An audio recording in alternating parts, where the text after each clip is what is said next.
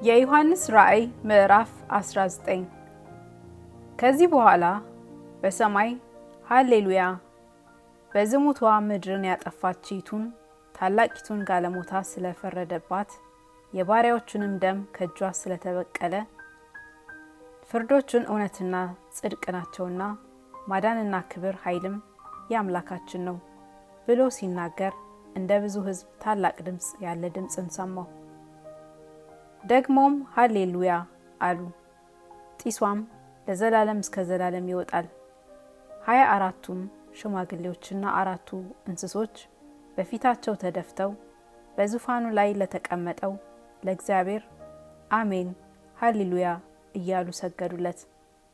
ድምጹም ባሪያዎቹ ሁሉ እርሱንም የምትፈሩት ታናናሾችና ታላላቆች ሆይ አምላካችን አመስግኑ ሲል ከዙፋኑ ወጣ። እንደ ብዙ ሕዝብም ድምጽ እንደ ብዙ ውሃዎችም ድምጽ እንደ ብርቱም ነጎድጓድ ድምጽ ያለ ድምጽ ሰማሁ እንዲህ ሲል ሃሌሉያ ሁሉን የሚገዛ ጌታ አምላካችን ነግሷልና የበጉ ሰርግ ስለደረሰ ሚስቱም ራሷን ስላዘጋጀች ደስ ይበለን፣ ሐሴትም እናድርግ፣ ክብርንም ለእርሱ እናቅርብ። ያጌጠና የተጣራ ቀጭን የተልባ እግር ልብስ እንድትጎናጸፍ ተሰጥቷታል።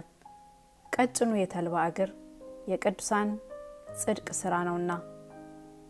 እርሱም ወደ በጉ ሰርግ እራት የተጠሩ ብፁዓን ናቸው ብለህ ጻፍ አለኝ። ደግሞም ይህ የእግዚአብሔር እውነተኛ ቃል ነው አለኝ። ልሰግድለትም በግንባሩ ፊት ተደፋው። እርሱም እንዳታደርገው ተጠንቀቅ፣ ካንተ ጋር የኢየሱስም ምስክር ካላቸው ከወንድሞችህ ጋር አብሬ ባሪያ ነኝ። ለእግዚአብሔር ስገድ፣ የኢየሱስ ምስክር የትንቢት መንፈስ ነውና አለኝ። ሰማይም ተከፍቶ አየሁ፣ እነሆም አምባ ላይ ፈረስ የተቀመጠበትም የታመነና እውነተኛ ይባላል፣ በጽድቅም ይፈርዳል ይዋጋልም። ዓይኖቹም እንደ እሳት ነበልባል ናቸው፣ በራሱ ላይም ብዙ ዘውዶች አሉ። ከእርሱም በቀር አንድ ስንኳን የማያውቀው የተጻፈ ስም አለው።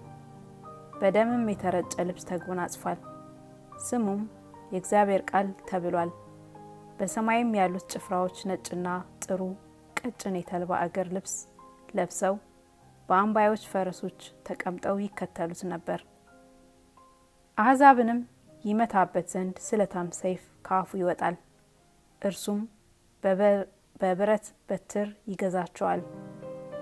እርሱም ሁሉን የሚገዛ የእግዚአብሔርን የብርቱ ቁጣውን ወይን መጥመቂያ ይረግጣል። በልብሱና በጭኑም የተጻፈበት የነገስታት ንጉስና የጌቶች ጌታ የሚል ስም አለው። አንድ መልአክ በፀሐይ ውስጥ ቆሞ አየሁ።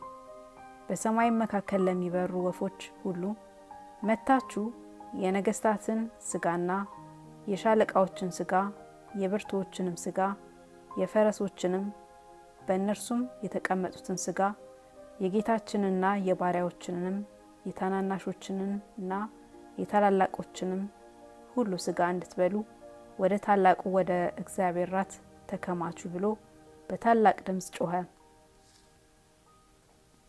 በፈረሱም የተቀመጠውን ጭፍራዎቹንም ይወጉ ዘንድ አውሬውና የምድር ነገስታት ጭፍራዎቻቸውም ተከማችተው አየሁ። አውሬውም ተያዘ፣ በእርሱም ፊት ተአምራትን እያደረገ የአውሬውን ምልክት የተቀበሉትን ለምስሉ የሰገዱትን ያሳተ ሐሰተኛው ነቢይ ከነርሱ ጋር ተያዘ። ሁለቱም በሕይወት ሳሉ በዲን ወደሚቃጠል ወደ እሳት ባህር ተጣሉ። የቀሩትም በፈረስ ላይ ከተቀመጠው ከአፉ በሚወጣው ሰይፍ ተገደሉ። ወፎችም ሁሉ ከስጋቸው ጠገቡ።